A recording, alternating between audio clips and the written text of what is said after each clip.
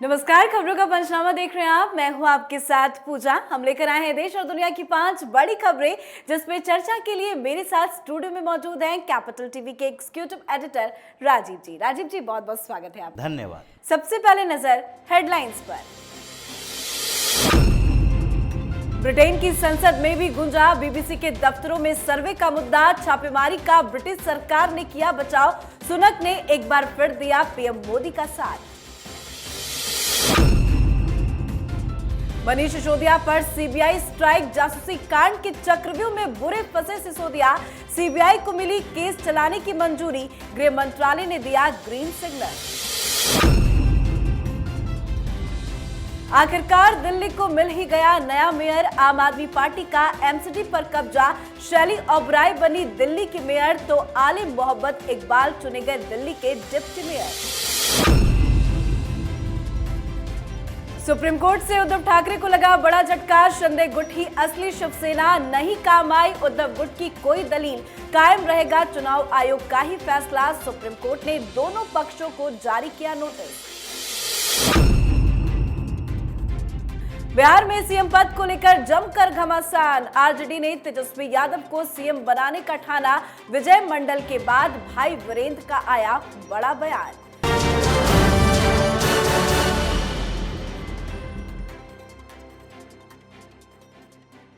खबरों की शुरुआत में सबसे पहले बात ब्रिटेन की संसद में उठे बीबीसी पर सवाल की। कुछ दिनों पहले बीबीसी के दिल्ली और मुंबई ऑफिस में आयकर विभाग की टीम सर्वे के लिए पहुंची थी। अब ये मामला ब्रिटेन की संसद में भी उठा है। ब्रिटिश सरकार और विपक्षी लेबर पार्टी ने बीबीसी का बचाव किया और इनकम टैक्स सर्वे पर चिंता जाहिर की। आईटी सर्वे को लेकर विपक्ष के सवालों का ब्रिटेन के मंत्री डेविड रटली ने जवाब दिया। डेविड ने कहा, हम बीबीसी के लिए खड़े हैं, हम बीबीसी को फंड करते हैं, हम चाहते हैं कि बीबीसी को संपादकीय स्वतंत्रता मिले।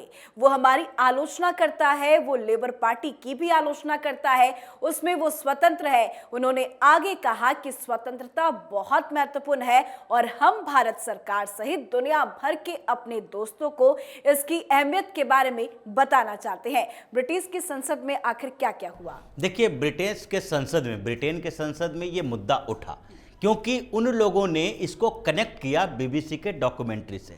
ऐसे पूरे दुनिया में इस बात की चर्चा हुई थी, लेकिन मोदी सरकार पे जो आरोप लगाए गए हैं देश में और विदेश में, उसका जवाब तो ब्रिटेन की संसद में भी उसकी सरकार ने दे दिया कि इसे बीबीसी के डॉक्यूमेंट्री को लेकर इससे न जोड़ा जाना चाहिए, क्योंकि ब्रिटेन की सरकार की बातचीत भारत सरकार से इस मुद्दे पर हो चुकी है और भारत सरकार ने अपना पक्ष रख दिया है कि ये जो आईटी का सर्वे है बीबीसी के ऊपर, ये आईटी सर्वे टैक्स को लेकर है, इसका डॉक्यूमेंट्री से लेना देना नहीं है। ये 2 साल पहले से नोटिस जारी की गई थी। नोटिस का कुछ का जवाब दिया गया था, लेकिन संतोषजनक दबाव नहीं था।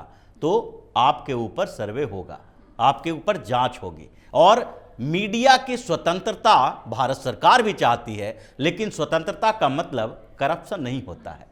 करप्शन को स्वतंत्रता से जोड़कर इसको नाप तोल के ढांकने की कोशिश नहीं की जानी चाहिए। लेकिन सबसे बड़ी बात तो यही है कि ब्रिटिश सरकार किसके साथ खड़ी रहेगी। ब्रिटिश सरकार क्या, यूरोप के कोई भी सरकार, अमेरिका की सरकार अभी मोदी की अवहेलना नहीं कर सकता।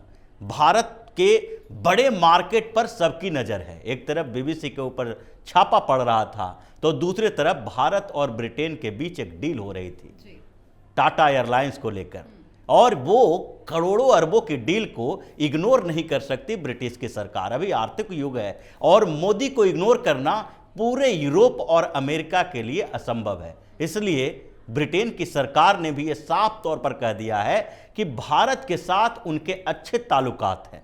वो बीबीसी को फंड देंगे, उसकी स्वतंत्रता की बात करेंगे, लेकिन भारत की सरकार पर इस मामले में सवाल नहीं उठाएंगे। और ये बड़ी जीत है पीएम मोदी की कि कहीं भी उनके ऊपर उंगली उठाने की औकात अभी किसी भी देश की नहीं है। क्योंकि अगर इनके ऊपर उंगली उठाते हैं तो उसका जवाब उन्हें अपने आप मिल जाता है। जी, अगली खबर में बात दिल्ली जासूसी कांड की, जिसमें मनीष सिसोदिया को एक और बड़ा झटका लगा है। ये झटका मनीष सिसोदिया को सीधे जेल भेजने का है। दरअसल एक तरफ तो सिसोदिया शराब घोटाले में बुरे तरह से फंसे हैं, तो वहीं दूसरी तरफ सिसोदिया पर जासूसी कराने का बड़ा आरोप लगा है और इसी को लेकर सीबीआई ने गृह मंत्रालय से मनीष सिसोदिया पर केस चलाने की अनुमति मांगी थी और आज इस मामले में बड़ी खबर ये सामने आई कि गृह मंत्रालय ने सीबीआई को केस चलाने की मंजूरी दे दी है। मतलब अब सिसोदिया पर केस दर्ज करके पूछताछ की जाएगी। दरअसल दिल्ली सरकार ने 2015 में फीडबैक यूनिट का गठन किया था। एफबीयू ने फरवरी 2016 से सितंबर 2016 तक राजनीतिक विरोधियों की जासूसी की।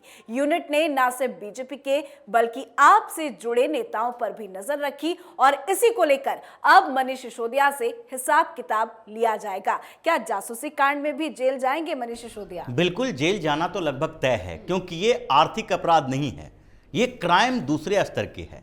क्योंकि आर्थिक अपराधों में अलग अलग तरीके से ईडी और सीबीआई जांच करती है, जिसके सबूत धीरे धीरे सामने आते हैं। जैसा कि सत्येंद्र जैन के मामले में हुआ, लंबा समय लगा, लोगों को लगता है कि तुरंत फुरत फैसला हो जाए और जेल चला जाए ये लोग। लेकिन एक बात ध्यान देने की है कि सत्येंद्र जैन का मामला पिछले 7 सालों से चल रहा था, आज वो जेल के अंदर हैं। उसी तरीके से मनीष सिसोदिया के शराब घोटाले में भी गिरफ्तारी होगी और ये जेल जाएंगे, सजा होगी। लेकिन उससे पहले ये क्राइम है, ये क्राइम है जासूसी को लेकर, जिसमें सीबीआई ने पहले ही सबूत रख दिए हैं। प्रथम दृष्टया सबूत है गृह मंत्रालय को जो रिपोर्ट भेजे गए थे, उसमें साफ तौर पर कहा गया है कि जिन मामलों की ये जांच कर रहे हैं उसमें 60% मामले पॉलिटिकली मोटिवेटेड हैं। अपनी पार्टी के लोगों का, नेताओं का भी जासूसी कर रहे थे, दूसरी पार्टी के नेताओं की जासूसी कर रहे थे। और ये दौर कौन सा था? जब आम आदमी पार्टी पूरी तरीके से डरी हुई थी। इसको लग रहा था कि हमारी सरकार कभी भी गिर सकती है, सारे लोग हमारे खिलाफ कॉन्स्पिरेसी कर रहे हैं। अरविंद केजरीवाल इतने डरे हुए इंसान हैं कि इनको लगता है कि इनके अपने से अपने लोग भी इनके खिलाफ कभी हो सकते हैं। इसलिए कभी भी सिसोदिया के अलावा अरविंद केजरीवाल का कोई विश्वसनीय आदमी नहीं रहा। कुमार विश्वास भी चले गए, आशीष खेतान भी चले गए, आशुतोष भी चले गए, प्रशांत भूषण भी चले गए, योगेंद्र यादव भी चले गए। सब लोग चले गए क्योंकि इन लोगों को निकाल दिया गया। केजरीवाल नहीं चाहता था कि इन लोगों के रहने से केजरीवाल को कोई समस्या पॉलिटिकली हो, और इन सब लोगों की जासूसी केजरीवाल ने करवाई थी। योगेंद्र यादव जब केजरीवाल के खिलाफ बोल रहे थे कि अब अरविंद केजरीवाल को दिल्ली के मुखिया के तौर पर, मुख्यमंत्री के तौर पर पेश करना है, तो इनको आम आदमी पार्टी के संयोजक के पद से इस्तीफा देना पड़ेगा। उस समय योगेंद्र यादव के घर पर भी ये लोग जासूसी करवाते थे कि कब कौन सा विस्फोटक काम ये कर देंगे। तो ये मामला इतना गंभीर है कि इसमें तो डायरेक्ट पूछताछ होगी और अरेस्ट होगा।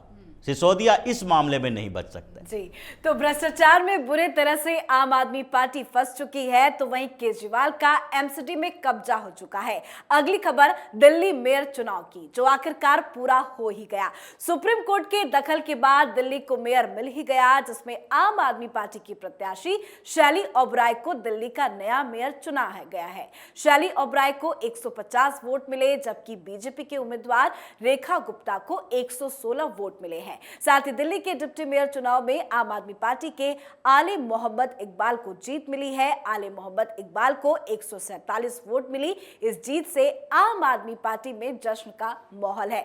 जश्न तो मना रही है आम आदमी पार्टी, लेकिन क्या बिना भ्रष्टाचार के केजरीवाल एमसीडी में काम कर पाएंगे? देखिए, अरविंद केजरीवाल की एक खुशी है, कुछ दिन की खुशी है, क्योंकि ये जीत तो लगभग पक्की थी। भारतीय जनता पार्टी को भी पता था कि मेयर और डिप्टी मेयर का चुनाव अरविंद केजरीवाल की पार्टी ही जीतेगी। कभी भारतीय जनता पार्टी ने बड़े बड़े दावे नहीं किए इस बात को लेकर।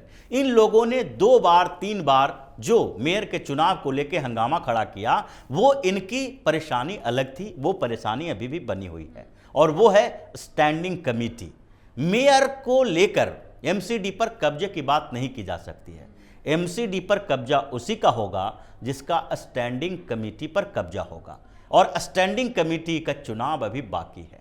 इसमें 6 जो मेंबर चुने जाते हैं वो सीधे कारपोरेटर से चुने जाते हैं। उसमें भी अरविंद केजरीवाल को 4 उम्मीदवार खड़ा किए हैं 3 भारतीय जनता पार्टी ने। अगर 4-3 का रेशियो होता है, क्योंकि कांग्रेस वोट नहीं कर रही है, कांग्रेस बाहर है, तो इसलिए 3-3 दोनों का जीतना लगभग तय माना जा रहा है। 12 सदस्य जो जोनल कमेटी से चुने जाएंगे, उसमें भी अरविंद केजरीवाल का गेम उल्टा पड़ गया है।